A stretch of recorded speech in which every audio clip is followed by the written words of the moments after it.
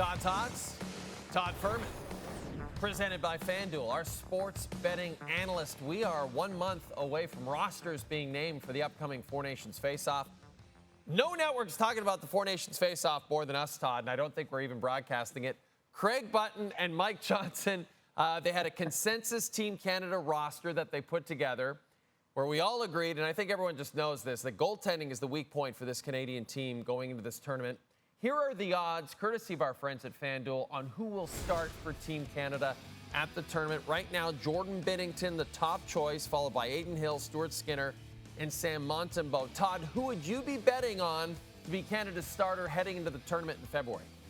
You know, honestly, Jay, I'm happy to throw my hat in the ring if you know the right people to expedite my paperwork and get me a Canadian passport and citizenship, since I have never logged a minute playing for Team USA at the under-17s or any other age group. So I'm just throwing that out there. I might be a little bit out of shape. I don't have the flexibility. But given that list of Canadian options, I'm not sure that I might be the worst choice. All kidding aside, when we look at that list from top to bottom, I would have said before the season that I thought Samuel Montembeault was a little bit of a dark horse. His recent run of poor play has me concerned, and that's part of the reason that his number has drifted all the way out to 10-1. So I know it's not sexy or that much fun to make a pick further down the board, but I've seen enough of the Aiden Hill experience out here in Vegas. I think Jordan Binnington, with a little bit of the pedigree and the amount of rubber that he's seen already behind that makeshift defense in St. Louis, I think FanDuel has the right favorite listed there, and I would be surprised, barring injury, if Jordan Binnington wasn't between the pipes for Game 1. And I think for Canadians, the real reason that we want Jordan Binnington between the pipes is he'll probably fight Connor Hellebuck.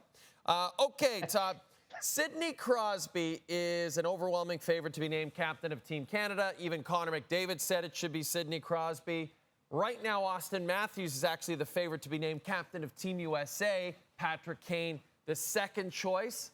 Do you see any chance that the U.S. follows the Canadian lead and decides to go with the veteran Kane over one of their younger stars?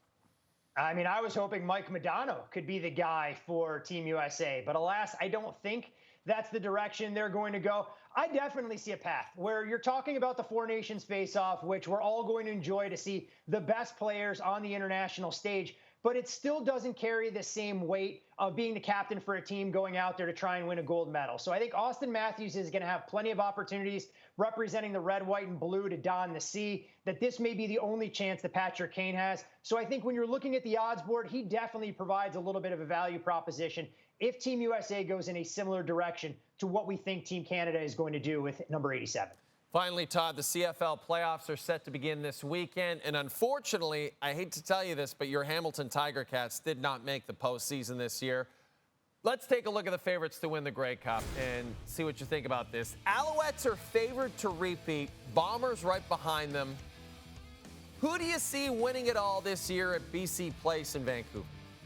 And you know, Jay, that's what I get for making a case for the Tabbies before the season. They were so bad that they decided, you know what, we're just going to take the postseason off and make Todd look like a complete moron in making his CFL prognostications. But you know what? I'm going to curse the other great franchise in the province of Ontario. And I think when you look at the top of the odds board, there's a reason that we're talking about Montreal and Winnipeg as the short shots there with the bye to their respective conference finals. But I think you look at the way Toronto played down the stretch. They're getting a little bit better quarterback play.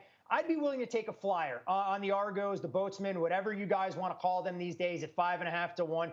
Because when I look ahead to a potential Eastern Conference final against Montreal, I only make the Argos about a 3.5 point underdog barring injury. And I think they'll have an excellent chance to pull off the upset. And if that's the case, assuming they can get through the first two games unscathed, we can earn off of that 5.5 to 1 ticket in the Grey Cup. Love it.